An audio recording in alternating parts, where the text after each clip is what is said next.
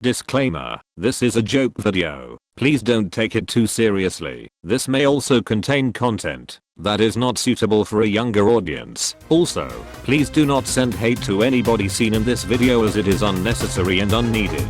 Thank you.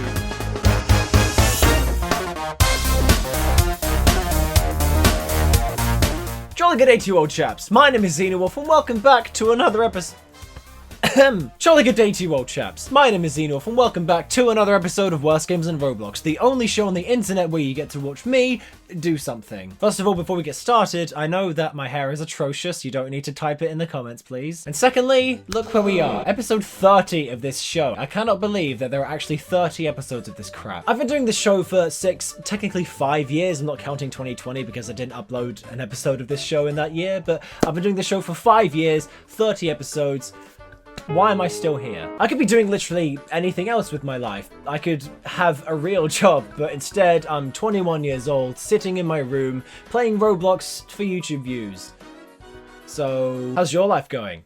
Is it as depressing as mine is? But on a real note, I just want to say a massive thank you to all of you who have been supporting this show ever since it came back. The feedback has been absolutely incredible and I'm really happy making this series again. Now, I know this is episode 30 and usually with like some sort of milestone, I have something special planned. I don't have anything special planned for this episode, so it's just going to be a normal episode. But next episode is going to be way different to what you usually see. Honestly, I can't wait for you guys to see that. It's going to be great. Anyway, enough of me talking, let's get into the episode. Hello all. Happy New Year and welcome back to another Worst Games on Roblox episode.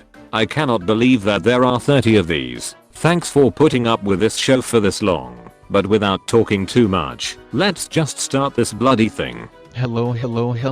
It is I, the great Bob Bobbinks in 1999. Welcome to the 30th episode of Worst Games on Roblox. Can you believe that this series has been going for so long, and that we're at episode 30? It honestly doesn't feel like that long ago when we uploaded the first part of the series, but time flies I guess. Anyway, let's start playing our first game.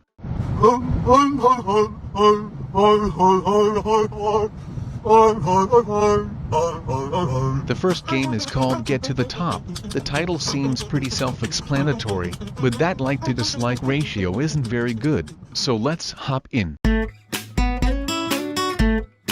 So the start screen has us spinning around a tower made of blocks, along with a giant dabbing statue of the previous winner. Apparently the creator of this game is stuck in fucking 2016 because they still think dabbing is relevant. I bet they probably still use fidget spinners lol. So every time a round starts, the game randomly generates a tower made out of different colored blocks, which I think is pretty cool, because it's a new challenge every time and a different path to take every time. Although sometimes it can be hard to navigate, and sometimes there are gaps that are way too big to jump across. There are many levels to each tower, but one problem is that it can be really hard to find the path to follow. Some blocks are too high to jump onto, others are so low that you hit them before you reach the highest jump level, which can sometimes push you back down a few levels. Also for some reason, whenever a round ends, the tower just collapses and all the blocks fall down. Not really sure why it happens, but I guess it's pretty cool. Alright, I think I'm doing really well. I'm over halfway and I haven't fallen yet, so hopefully I don't fall.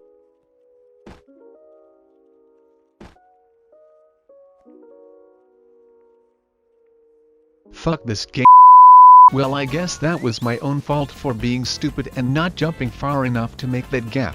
But now that means I have lost all that progress I just made, which I guess is partially the point of the game, to make you slightly frustrated by falling from great heights. I've only played 2 rounds of this game and it already feels repetitive as shit. I mean, I don't really know what else I was expecting, but other than having to find your own paths, this game isn't really that challenging since all you do is jump. The only other obstacle that's in the entire game were mines that you can place down so that they blow people up, but even still, not many people were using them, so most of the rounds felt the same without the mines. Another problem I have is that sometimes the game can generate these transparent blocks, and the problem with these is that they can be really hard to see and difficult to land on if you can't see them very well. I don't know if that was the intention, but I still find it quite strange. Holy shit, I'm almost at the top. Look at me go. I am speed, I am jump, I am become best at game.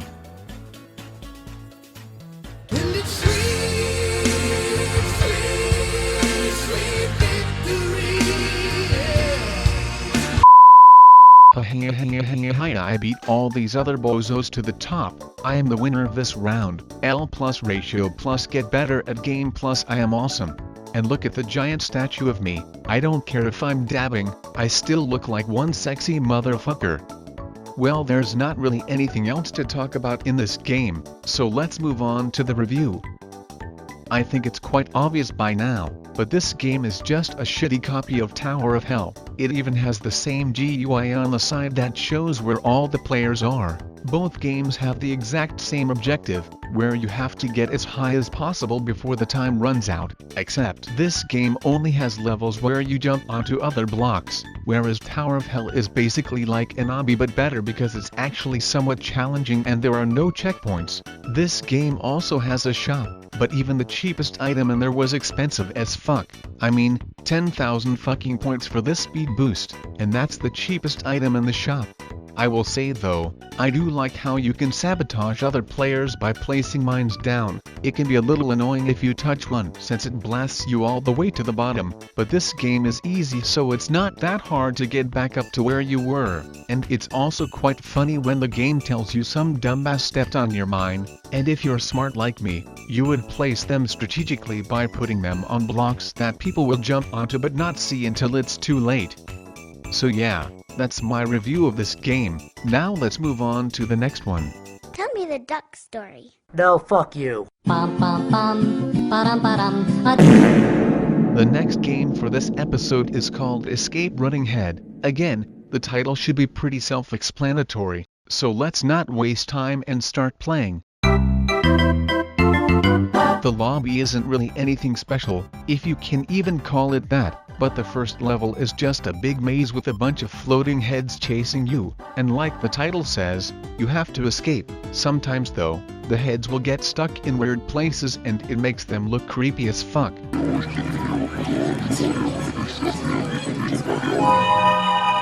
The first maze was easy enough, apart from the last bit where you have to avoid 3 of the heads. This part was quite tricky because their hitboxes are pretty stupid. You can pretty much jump over them entirely, but because of their stupid hitboxes, you'll still probably die. The same can be said for just moving around them.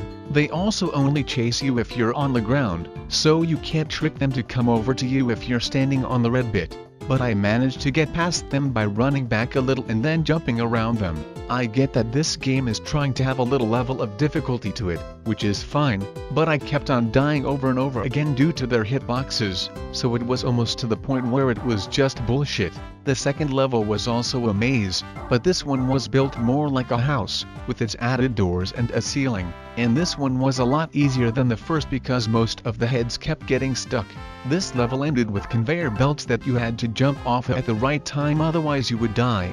Level 3 had turntables, level 4 was basically the same as level 2, level 5 was a little bit harder because you can't see all the walls, so the only way to really know where to go is mostly through trial and error.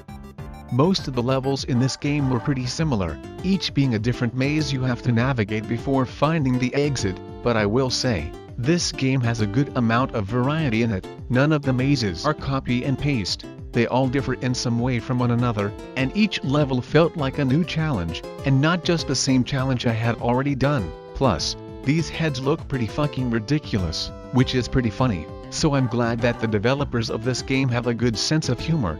I don't have much else to say about the other levels, so I'm going to skip ahead for now.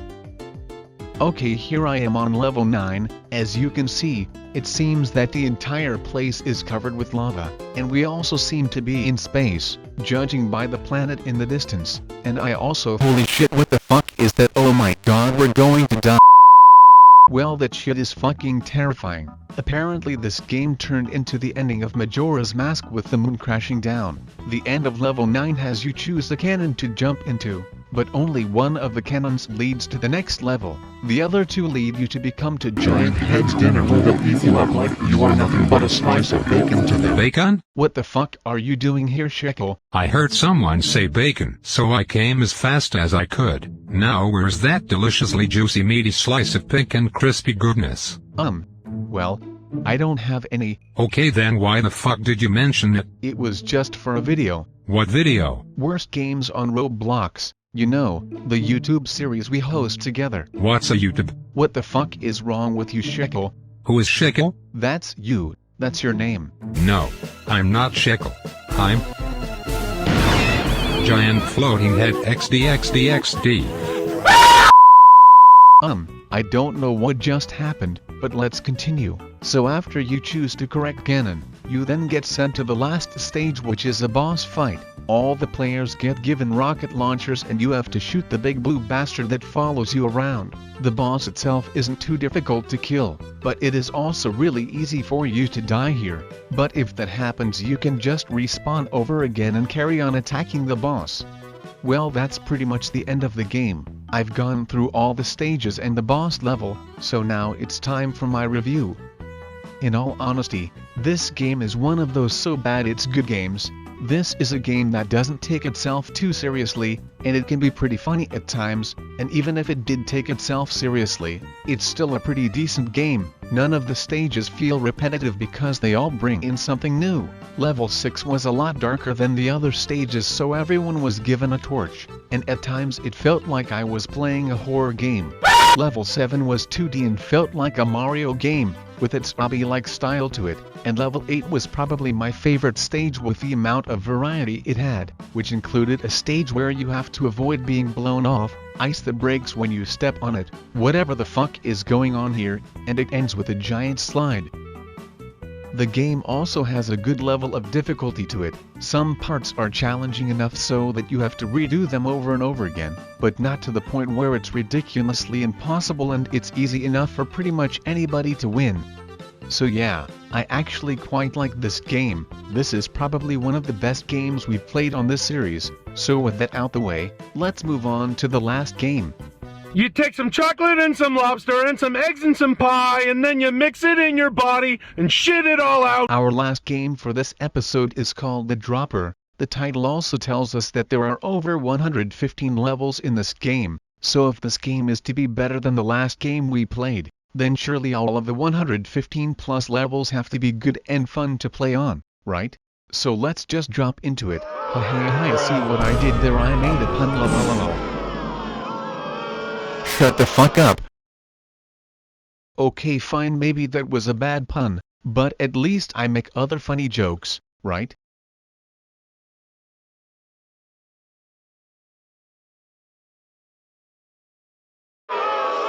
What the fuck?